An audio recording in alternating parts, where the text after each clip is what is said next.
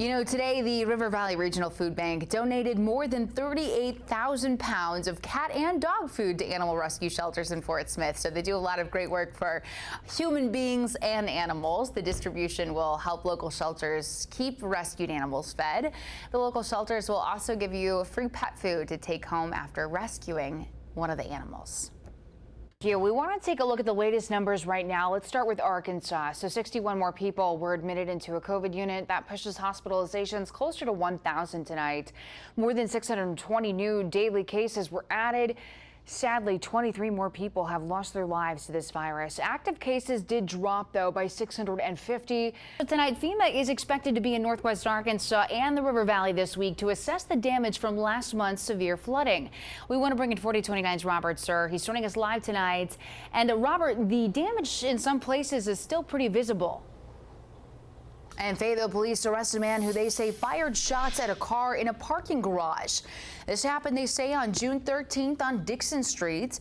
Investigators tell us that video from that night shows a fight of some sort. And at some point, a man is seen firing 3 shots. Police believe that that person is this man here, Travion Billups. He is charged with doing a domestic terrorist act. And new COVID cases are at the lowest level we've seen since last June as more Americans get vaccinated. However, the CDC is now looking into whether there's any link between the shots and extremely rare cases of vaccinated young people who developed inflammatory heart disease. We want to go to ABC's Faith Abube in Washington. It was a deadly weekend across our country as shootings killed more than 130 people and injured hundreds more in just the last 72 hours. In New Jersey over the weekend, 2 people killed, 12 injured after gunfire broke out at a house party. In South Carolina, a 14-year-old girl fatally shot, 14 others hurt at an outdoor concert. And then near Santa Ana, California on Friday morning, 6-year-old Aiden gunned down in a possible road rage incident. His killer still on the loose, his mother still stunned. The weather definitely kind of been up and down and all around recently, so, you know. That is the theme here in Arkansas, pretty consistently inconsistent, right, Darby? Yeah, that's, I like that. Inconsistently or consistently inconsistent. Welcome back, everybody. Well, you know, if hot coffee and hot weather really don't do it for you, but you need your caffeine fix, as we all do from time to time, maybe a cold brew is for you. Una Lee is actually with 70 months. Fired Minneapolis police officer Derek Chauvin heads to prison for 22 years, 22 and a half for the murder of George Floyd. A judge issuing his sentence after Chauvin's last-ditch effort for a new trial failed earlier today. Thanks for joining us. I'm Paige Preusse. And I'm Brandon Evans. This all began last year when Chauvin was seen on camera pinning Floyd to the ground with a knee on his neck. ABC's Faith Abube is in Minneapolis. We are tracking some shower possibilities this weekend, you know?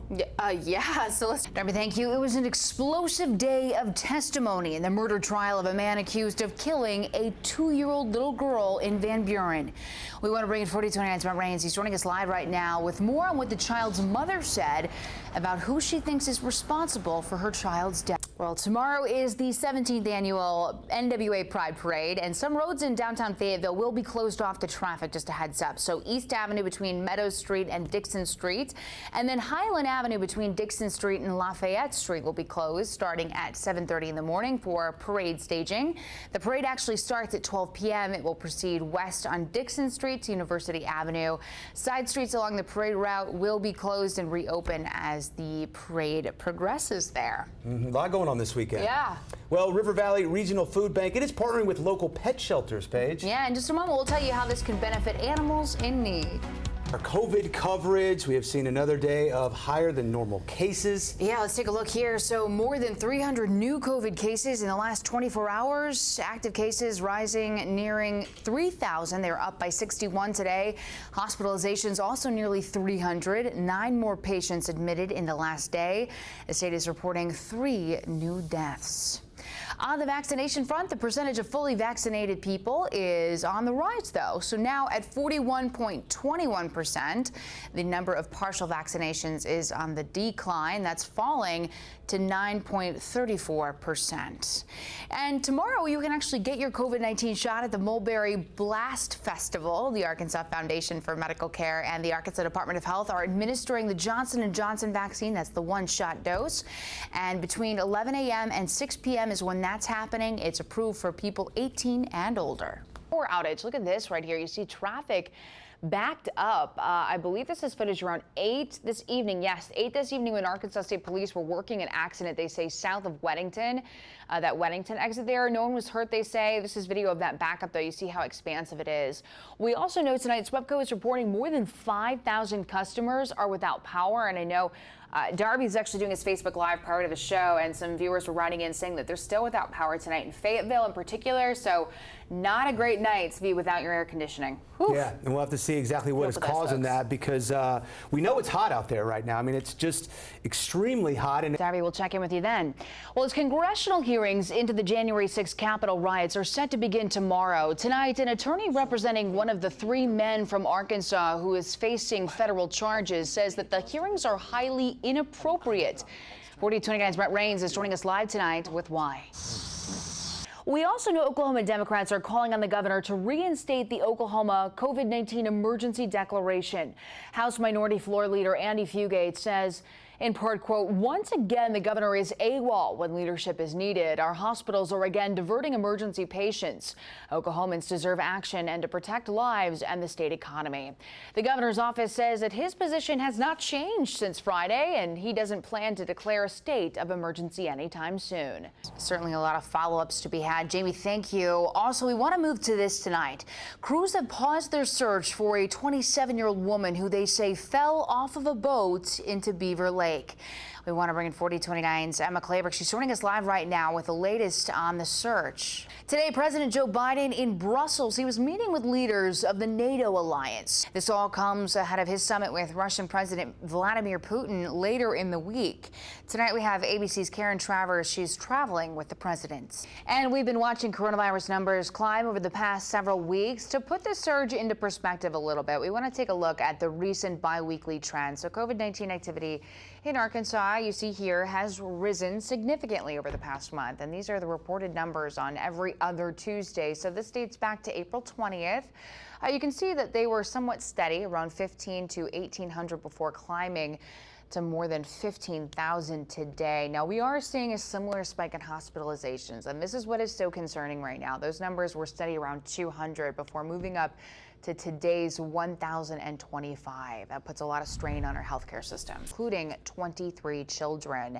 Now, health officials in Oklahoma are urging Governor Kevin Stitt to issue an emergency declaration. This would simply allow for expanded care for those with COVID-19. The president of the State Medical Association says that under this declaration, hospitals could convert areas like conference rooms for bed space. Tonight, the Arkansas Department of Health has confirmed it is investigating a local fire department's EMT service after a complaint was filed. It alleges that Pea Ridge's ambulance service is understaffed and unable to adequately serve people in the city.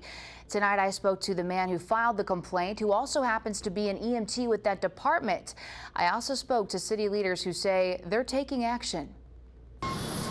The Arkansas Department of Health says the certification Pea Ridge has for its EMS team requires them to provide 24-hour service and respond to calls within 2 minutes. Pea Ridge EMT Jason Bowman says that hasn't been the case for months. In the last 10 months, it has become an issue to where there's days that were uncovered. Bowman says he was working the day Pea Ridge police officer Kevin Apple was hit by a car, but he couldn't take an ambulance because by law, another paramedic had to be present. Officer Apple was run over and didn't have an ambulance. He had to wait for somebody to come from a different area.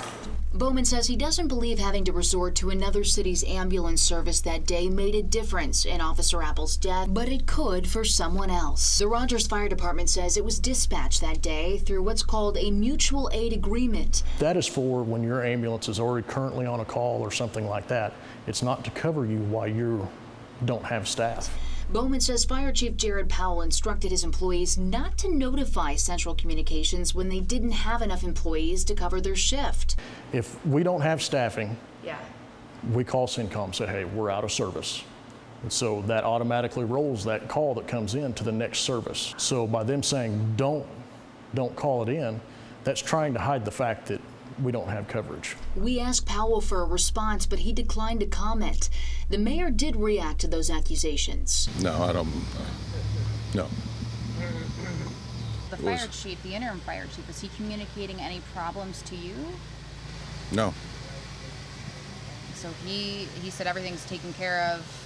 All of our schedules are filled. Everything is doing good. Just last week, the city says it found the means to hire 3 full-time paramedics and has received 1 application so far. I asked the mayor if this effort was in response to the investigation. The funding has always been short. We have not been denying what we couldn't provide for them, and it's it's a long process to get things done. We've been working on trying to get the staffing up at the department for a long time. The mayor says those EMT positions would likely pay $17 an hour, but that amount is not set in stone. The council also tonight approved Jared Powell as a full-time fire chief from the interim chief. And the council also voted to approve a proclamation to honor Officer Apple's life with a Remembrance Day every December 12th.